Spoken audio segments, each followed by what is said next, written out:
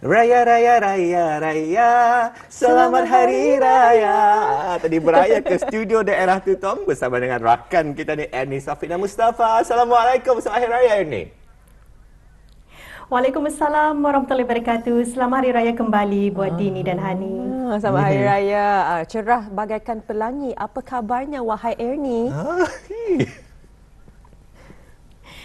Pergi ke Tanjung Daik, Alhamdulillah, saya kabar baik. Oh, syukur Alhamdulillah. Wow. Tidak diplan. Memang cepat sahaja dengan pantun kreatif dari Ernie Sofina. Baik, sebenarnya ingin kita ni mengetahui. Kita ni dari tadi bercakap mengenai dengan lagu-lagu kegemaran. Lagu-lagu kegemaran raya tempatan. Bagi Ernie Sofina pula, mungkin boleh dikongsikan. Kalau mungkin barangkali yang selalu di bibir-bibir lagu Maria ya, Semarak Syawal Mulia. Kalau Ernie, saya tahu Ernie pandai menyanyi. Tak indah lengkap rasanya kalau nak menyuruh Ernie menyanyi. Kan yang mengenyam bagi tahu nama lagu indah sah. Belum dapat tu Ernie. Mesti nyanyikan lagu tu Ernie. Baik, insya-Allah.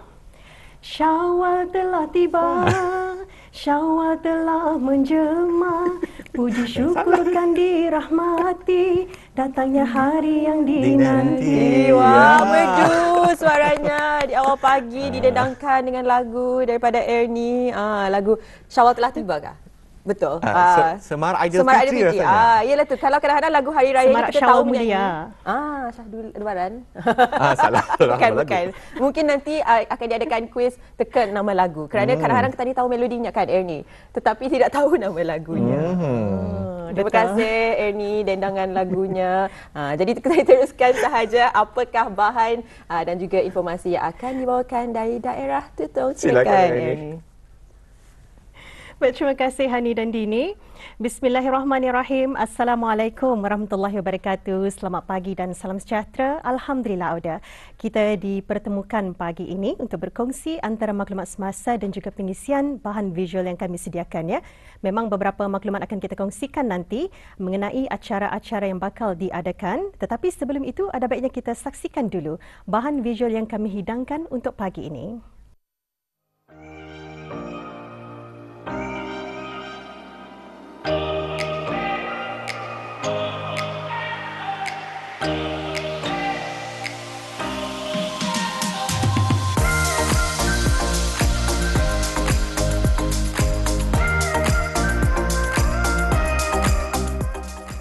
Parang digunakan dalam kehidupan seharian sejak zaman nenek moyang lagi.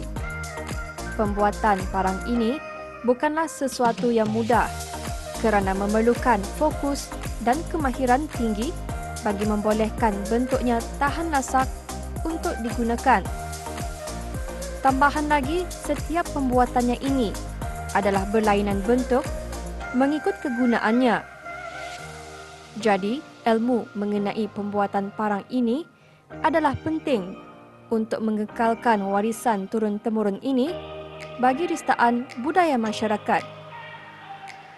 Di kesempatan ini, rampai pagi mengunjungi Kampung Bukit Sulang untuk melihat cara pembuatan parang ini bersama dengan Harun Haji Tinggal. Membuat pengembangan ini benarnya memang batas sudah ya.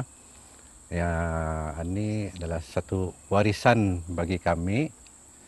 Kami ini penyambungnya saja. Dulu kalanya pun mangan ini memang diwarisi daripada nenek moyang kami, di mana dari 7 rumah. Baik Kauda, kita mohon maaf ya kerana bahan tersebut tidak dapat kita elakkan ya, dan insyaAllah kita akan kongsikan nanti pada hari berikutnya mengenai dengan pembuatan parang ini. Jadi sedikit kita kupas mengenai dengan pengisian bahan visual yang kami bawakan sebentar tadi mengenai dengan parang ya. Dan parang ini merupakan satu produk yang dihasilkan dari kampung Bukit Sulang ya, dan alhamdulillah, jadi mudah-mudahan juga kita akan kongsikan lagi nanti antara pengisian bahan visual ya, tinjauan rakan saya Adina akan pembuatan parang ini. Baik, kita kongsikan lagi Auda antara maklumat semasa yang kita terima, acara-acara yang akan berlangsung di daerah Tutong. Kita kongsikan Auda pada 14 Mei 2023 akan diadakan Majlis Ramah Mesra Hari Raya Aidilfitri dan penyampaian hamper raya kepada warga emas Persatu bagi tahun 2023. Acara ini diadakan di bangunan Persatu Kampung Lubuk Pulau Tutong pada pukul 9.30 pagi. Dan hari yang sama juga 14 Mei 2023 akan diadakan Majlis Ramah Mesra Hari Raya Aidilfitri Anjuran Majlis Perundingan Kampung Danau Daerah Tutong. Acara ini diadakan bertempat di Dewan Kemasyarakatan Kampung Danau pukul 8 pagi ya.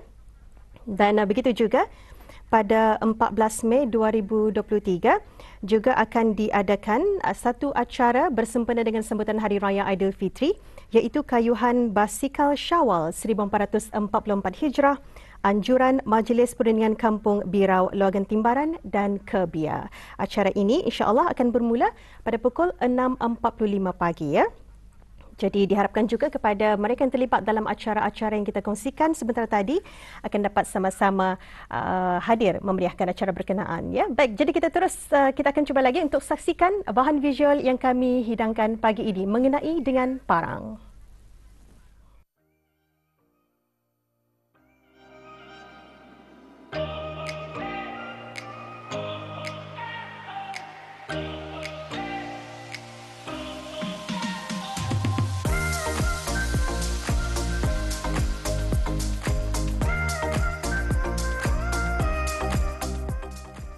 Parang digunakan dalam kehidupan seharian sejak zaman nenek moyang lagi.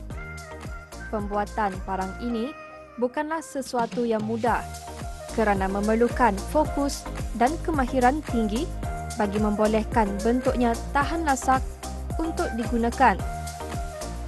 Tambahan lagi, setiap pembuatannya ini adalah berlainan bentuk mengikut kegunaannya. Jadi, ilmu mengenai pembuatan parang ini adalah penting untuk mengekalkan warisan turun-temurun ini bagi ristaan budaya masyarakat.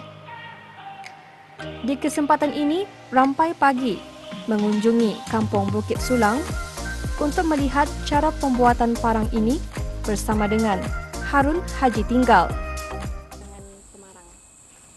Membuat pengembangan ini benarnya memang batas sudah ya. Ya, ini adalah satu warisan bagi kami. Kami ini penyambungnya saja. Dulu kalanya pun bang ini memang diwarisi daripada nenek moyang kami, di mana dari 7 rumpun keluarga Nayan, singkat kata 7 RKN. Sudah sekian lama. Tapi kami melibatkan ini lebih kurang dalam 30 tahun yang lalu sudah.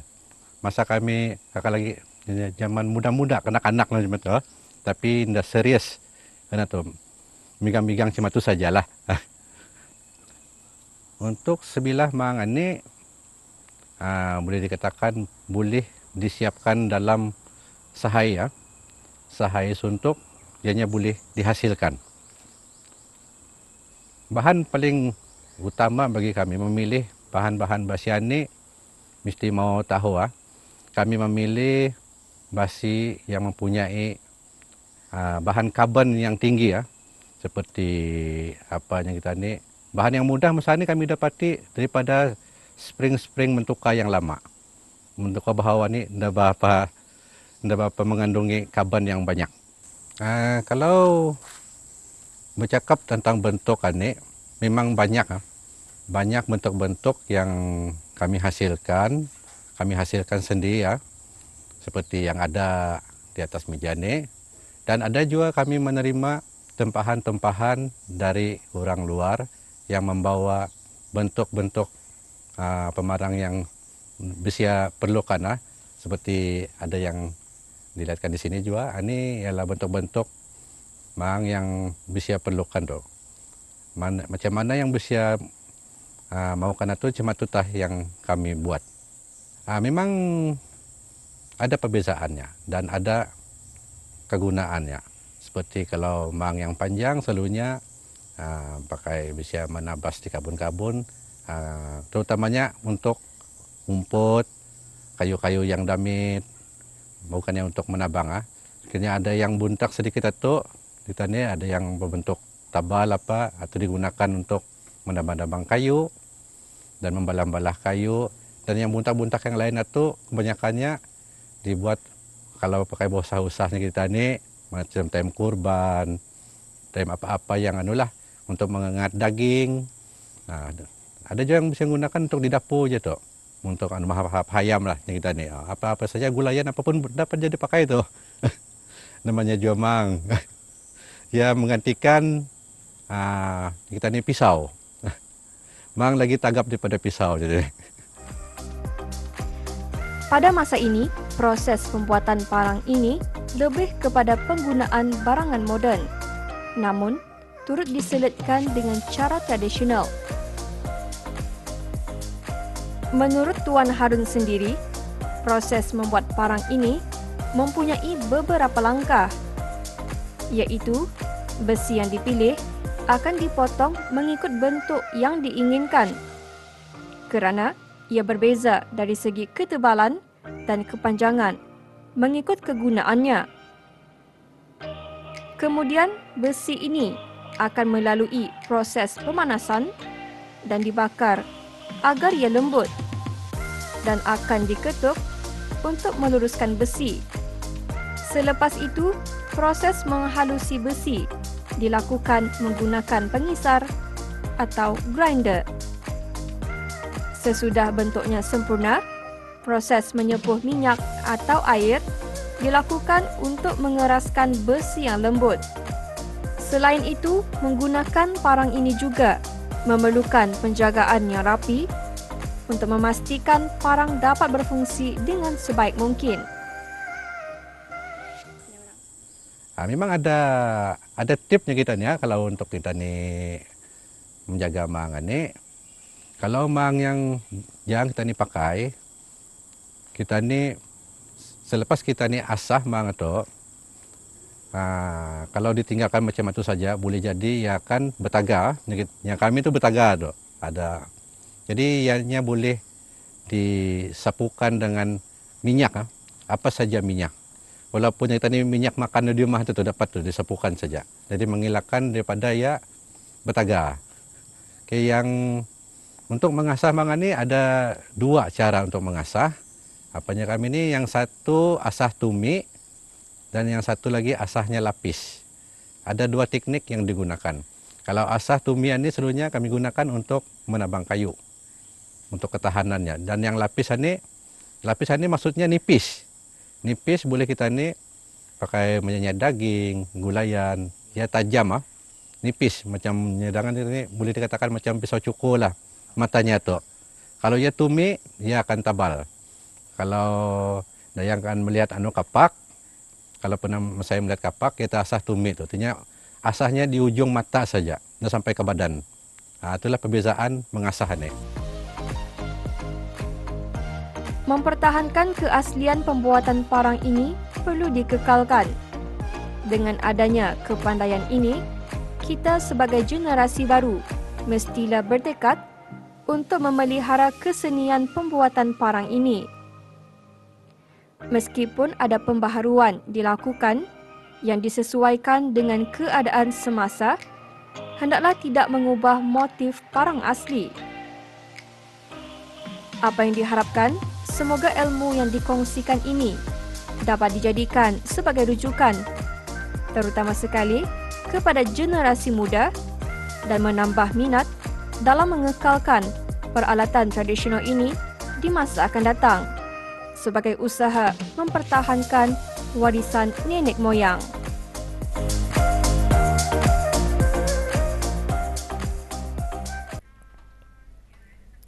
Itulah Auda, bahan visual yang kami sediakan pagi ini mengenai dengan pembuatan pemarang. Ya, kalau nyong kedayan membuat mangnya, ianya dihasilkan oleh penduduk Kampung Bukit Sulang. Ya, jadi semoga bermanfaat dan dapat kita ni menambah pengetahuan mengenai dengan cara-cara pembuatan pemarang ini. Baik, itu sahaja yang dapat kami bawakan hari ini. Kembali semula bersama Hani dan Dini. Silakan.